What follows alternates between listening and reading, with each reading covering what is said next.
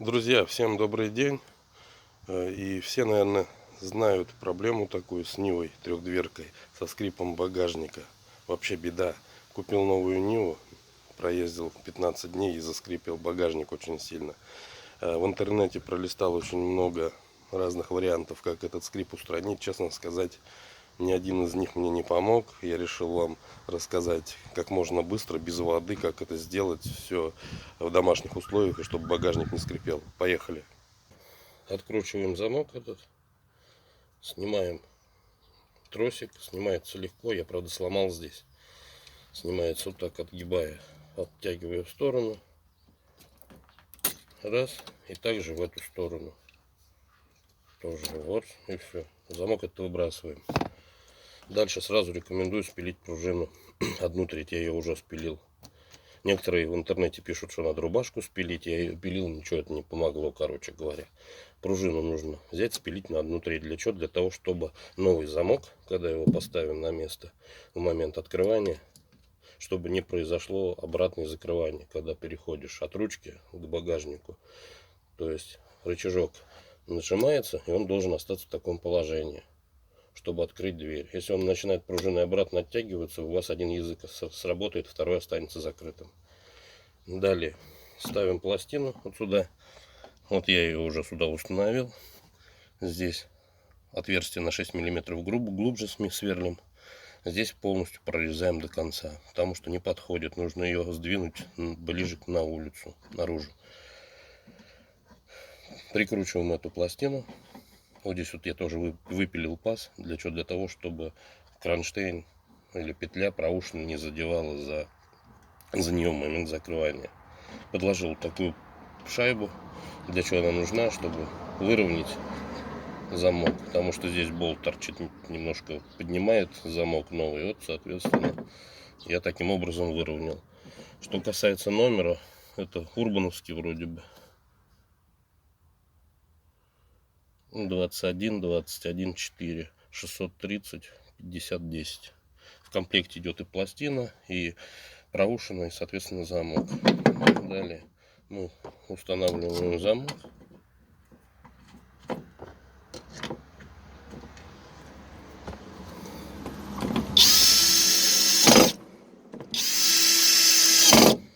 Далее уже с обрезанной пружиной ставим тросик сюда. Ставится элементарно. Вот, получается, видите, пружинка свободно болтается здесь. Не дает, вот он откроет, и видите, держится. В момент закрывания она обратно на место встанет. И мало того, в ручке пружина есть своя, вообще ее, мне кажется, можно выкинуть, она не будет, так скажем, функционально влиять на закрывание. Но, тем не менее, я 2/3 оставил ее на всякий случай. Дальше, что делаем дальше?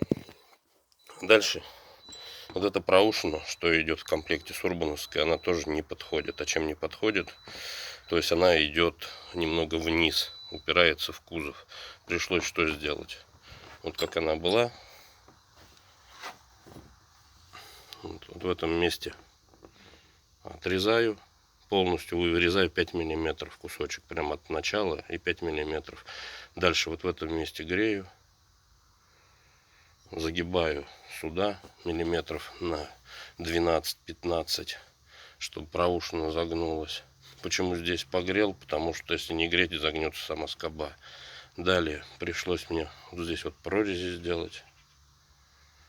Здесь прорези сделать. Для чего? Для того, чтобы посадить вот эти вот отверстия на штатные крепления кузова. Чтобы их загнуть, я их загнул. Вот видно сбоку, видите, как я их загнул. Они были прямо, я их загнул сюда, чтобы они поплотнее были к креплению кузова. Двери точнее, потому что короткие резьбы не хватит закрутить. А под эти, под задние, я просто подложу вот такие гайки. Вот обычные гайки. Ну, давайте приступим. Вот я уже подложил гайки сюда. И, соответственно, туда вставляем.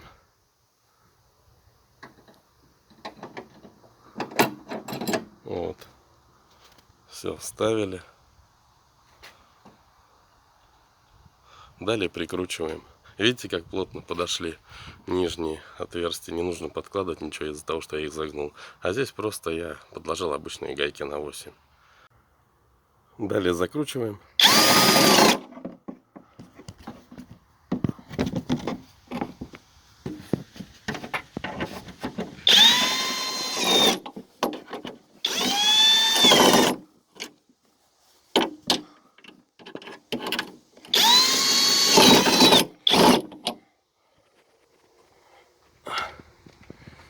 Далее этот кожух прикручиваем. Далее проверяем, как проушина попадает в замок. Опускаем дверь. Вот видите, она идеально попадает в замок. Вот первый язычок сработал. Соответственно, открываем.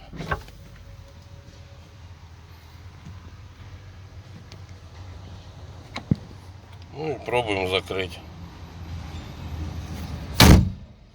Вот и все. Дверь плотно, ничего скрипеть здесь не будет. Открываем ручкой, соответственно. Где у нас ручка? Вот она. Вот что происходит. Видите, проушину пружину назад не отгибает, поэтому дверь спокойно открывается. Вот обратно. Открываем ручкой. Видите? То есть пружина не дает обратно рычагу отойти и закрыть на второй язычок. Вот опять. 3 раза подряд. И все держится, все замечательно. Далее установили пластиковые панели. Вот как все выглядит. Здесь же панели на двери. Проушина не мешает.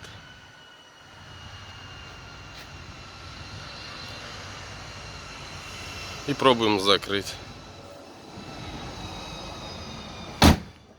Ничего не скрипит, пробуем открыть.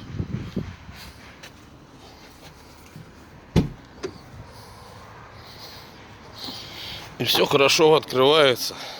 И также закрывается. А теперь пробуем на скрип наш новый замок. Вот сейчас едем по обычной дороге, где у меня постоянно скрипело все.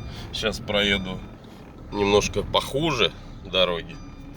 Вот, даже вот, пищит ремень, но